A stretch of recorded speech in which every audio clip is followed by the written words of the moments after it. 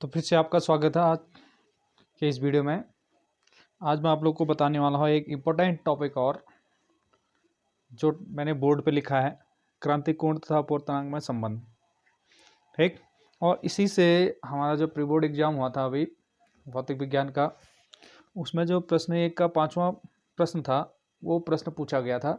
तो इस टॉपिक को मैं डिटेल से समझा रहा हूँ और ये 1 नंबर में भी आ सकता है। अभी एक प्री बोर्ड में तो 1 नंबर में आया था, आपको ये 2 नंबर में भी देखने को मिल सकता है। बोर्ड एग्जाम में जो आने वाला एग्ज़ाम है उसमें 2 नंबर में पूछ सकता है। इसके साथ क्रांतिक कोण और क्रांतिक कोण से भी प्रश्न आता है, वो भी बताऊंगा मैं अभी क्रांतिक कोण क्या होता है। और जो ये 1 नंबर का प्रश्न प्री बोर्ड में आया है ये 2 नंबर का भी हो सकता है, इंपॉर्टेंट है ये टॉपिक में। तो सबसे पहले हम चित्र से समझते हैं। इसमें चित्र ये है, यहाँ पर बना है, तो इसमें हम चित्र में समझते हैं। सबसे पहले हम इसमें 1-2 माध्यम लेते हैं। जैसे नीचे का मैंने मान लिया सघन माध्यम और ऊपर हो गया विरल माध्यम।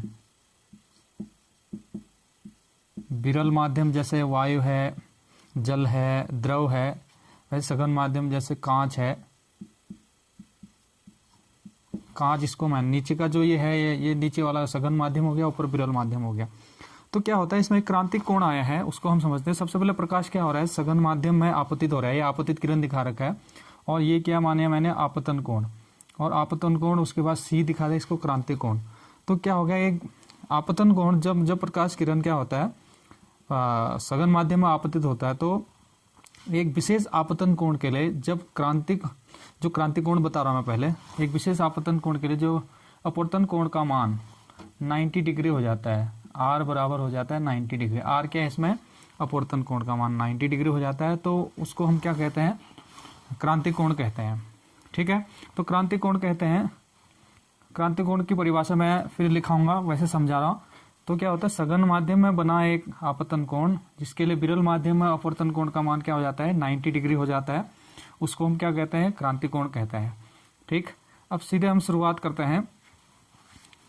देखिए मैंने लिखा है यहाँ पे, माना वायु के सापेक्ष कांच का अपवर्तनांक ANG बराबर n।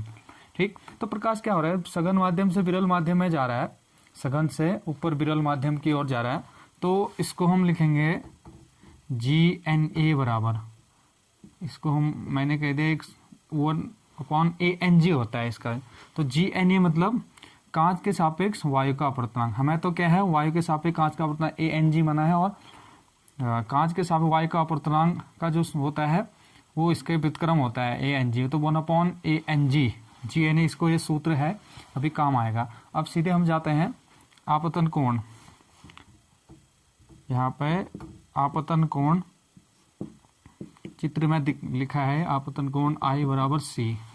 ठीक, क्रांतिक कोण है C, और अपवर्तन कोण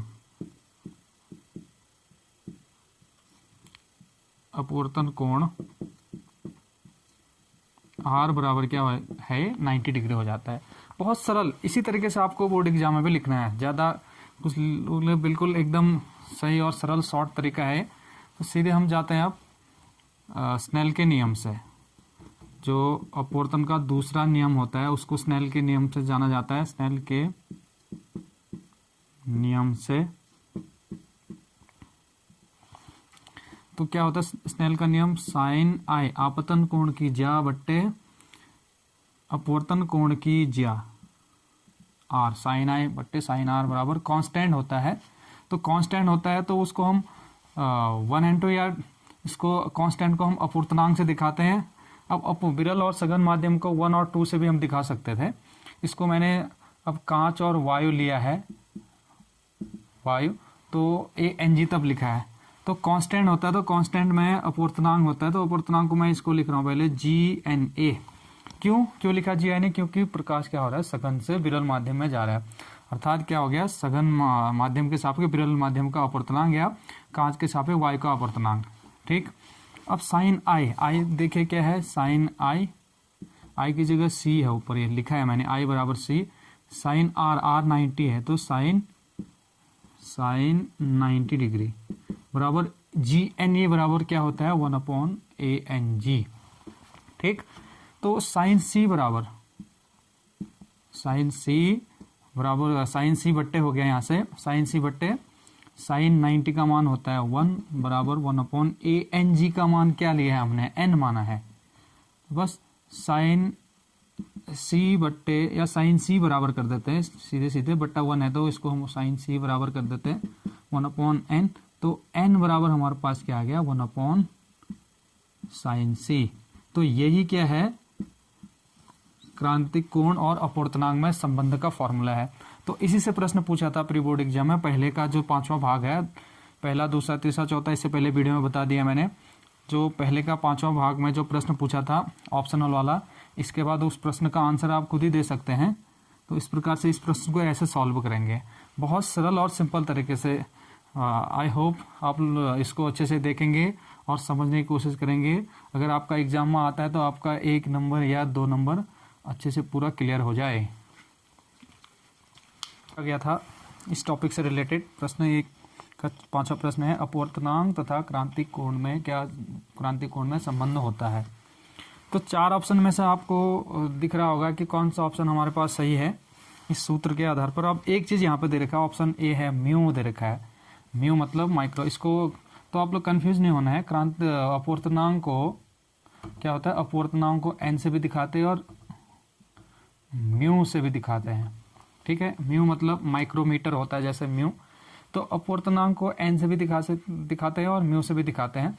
तो आप लोगों को कंफ्यूजन नहीं होना है कि हमें तो इस प्रकार से एन से करा रखा है तो इसकी जगह म्यू भी हो सकता था। तो इसमें अब मैंने एन मान रखा है अपवर्तनांक, तो इस प्रकार से एन बराबर 1/साइन सी आया। तो इस वाले में जो ऑप्शन ए है म्यू बराबर साइन सी, बी बराबर म्यू बराबर, या बी वाला ऑप्शन क्या है म्यू बराबर 1/साइन सी और सी म्यू बराबर tan सी, और डी इनमें से कोई नहीं। तो हमारे पास हमारा जो आंसर होगा वो आपको दिख रहा होगा म्यू बराबर 1/साइन सी। यहाँ n है तो n और म्यू में कोई अंतर नहीं है, अपवर्तनांक को म्यू से भी दिखाते हैं और n से भी दिखाते हैं।